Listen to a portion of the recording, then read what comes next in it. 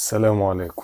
كنت قاطع عن القناة الفترة اللي فاتت دي بسبب ان انا في فترة امتحانات حاليا، وبرضه حصل لي شوية ظروف هي اللي عطلتني. يعني مثلا التليفون اللي انا بصور بيه دلوقتي كان باظ مني، فاضطريت ان انا استنى لحد لما اصلحه.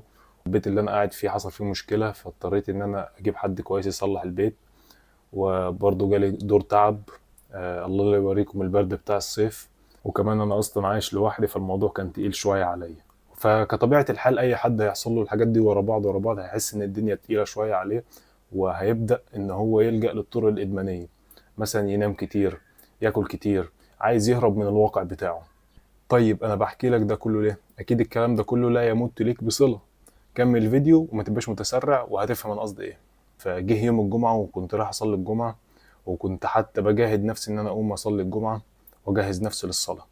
رحت وقعت في الخطبة فسمعت الإمام بيقول مقولة لعمر بن عبد العزيز، المقولة وهي: لو أن الناس كلما استصعبوا أمرا تركوه ما قام للناس دنيا ولا دين. ساعتها أنا قلت إيه ده الفترة اللي أنا تعبان فيها دي، أو الفترة اللي أنا حصل لي فيها المشاكل دي، أنا مستصعبها وحاسس إن هي تقيلة عليا، وحتى مش قادر أقوم أعمل المهام اليومية، وبقيت بتكاسل في العبادات. بس ده مش بسبب ان انا كسول مثلا، لا، ده بسبب المشاكل اللي حصلت لي وان انا كنت تعبان والظروف اللي انا حكيتها في اول فيديو. ساعتها بقى حضرني في ذهني قوله تعالى: ولقد خلقنا الانسان في كبد. كبد اللي هو التعب. ايه ده؟ يعني هو الاساسي للبني ادم التعب مش الراحه. وانا قاعد بفكر في الموضوع، في واحد من بعيد كده عمال يراقب ومستني مدخل عشان يشككني في ديني. واحد ده واحد من اعدائك اللي اتكلمنا عنهم في الفيديو اللي فات، وهو الشيطان. كده بقى وايه، وقعد يوسوس لي يقول لي ازاي ربنا هو الرؤوف الرحيم من ناحيه، ومن ناحيه تانية خلق الانسان في كبد وتعب. قلت له بقى بس انا كده عرفت لعبتك، ما دام هي وصلت لكده انا هدور في الموضوع وهجيب لك الرد. طيب برضو ربنا خلق الانسان في تعب ومشقه دائمه ليه؟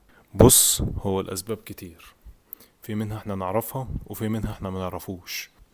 بس اللي انا وصلت له سببين، ودول كفايه ان هم يوقفوا كل التساؤلات اللي في دماغ اي حد. أولا، السبب اللي معظمنا يعرفه إن ربنا خلق الإنسان في مشقة وتعب عشان يؤجر على المشقة والتعب ده، وعشان يميز الإنسان اللي تعب في الحياة عن غيره اللي ما تعبش. وإن الله إذا أحب عبدا ابتلاه. أنت لو هتعيش مثلا في الحياة الدنيا 60 70 سنة 80 سنة 90 سنة بالكتير، فده ما يعتبرش حاجة بالنسبة للحياة الآخرة. النبي صلى الله عليه وسلم كان بيقول: لبيك إن العيش عيش الآخرة. فالحياة الدنيا دي لا تعتبر أي شيء بالنسبة للحياة الآخرة. ده أول سبب. طيب بالنسبة بقى لتاني سبب اللي كتير مننا ما يعرفوش ويجهلوا، إن الدنيا مليانة بالتحديات والابتلاءات والدروس اللي بتكسبك خبرات وبتميزك عن غيرك برضو في الحياة الدنيا. إزاي؟ يعني مثلا إيه الفرق بين المتعلم وغير المتعلم؟ إن المتعلم ضحى بوقته ومجهوده وصحته، وضحى بحاجات كتير، مثلا مناسبات، أعياد، بيجي على نفسه عشان يتلقى العلم ده. إنما بقى الغير المتعلم هو ما عملش أي حاجة، ما تعبش، ما ضحاش بالحاجات دي، ففي المقابل مش هيحصل على العلم ده.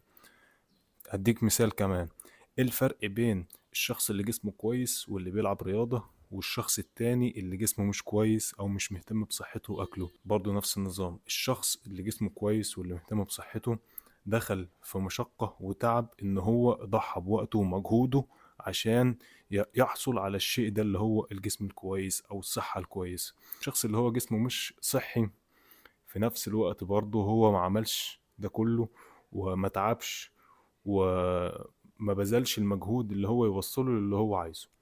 طيب إجابة على السؤال اللي انت داخل الفيديو عشانه أو اللي انت شفته في العنوان: كيف أجد الراحة؟ وده بيفكرني بمقولة لابن القيم بتقول: من آثر الراحة فاتته الراحة، والنعيم لا يدرك بالنعيم.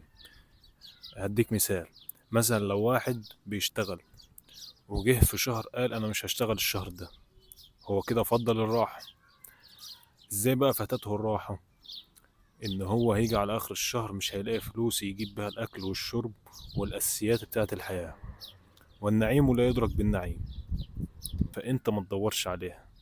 انت مثلا ما تدعيش ربنا انك يخليك مستريح، ادعي ربنا ان هو يعينك ويقويك على المشقات بتاعة الحياة. احمد ربنا دايما ان الانسان مش بيبقى مثلا في تعب مستمر او في راحة مستمرة، بل بالعكس بيكون مثلا فترات راحة وفترات تعب. وبرضه تحمد ربنا ان لولا وجود التعب لما كان للراحة طعم. ولولا وجود الشر ما كانش هيبقى للخير طعم، ولولا وجود الحزن مش هيبقى للسعادة طعم، فلولا وجود عكس المعنى لما كان المعنى معنى. واعرف دايما ان اي حاجة مسببة لك تعب في حياتك او مسببة لك مشقة دي حكمة من عند ربنا. الله اعلم، ممكن انت تعرفها بعدين او ممكن ما تعرفهاش خالص، ممكن ربنا بيمهدك لمشقة اقوى بعدين. سيدنا عمر كان بيقول: ستمضي اقدارك على كل حال، فاجعلها تمضي وانت راض عنها، لعل ثواب رضاك يرضيك. فامشي بالمبدأ ده.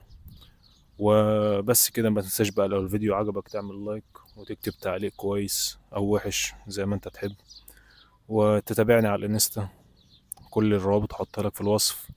وتتابع وتتابع الدكتور عمار، قناته برضه هتكون في الوصف. لو شايف ان الفيديو ده ممكن يفيد حد ابعتهوله. و... وتابعني برضه على الانستا، دي تاني مرة اقول لك. ولو محتاج اي حاجة ابعتلي. مع السلامة. أعوذ بالله من الشيطان الرجيم. بسم الله الرحمن الرحيم. ألم نشرح لك صدرك ووضعنا عنك وزرك الذي أنقض ظهرك ورفعنا لك ذكرك فإن مع العسر يسرا إن مع العسر يسرا فإذا فرغت فانصب وإلى ربك فارغب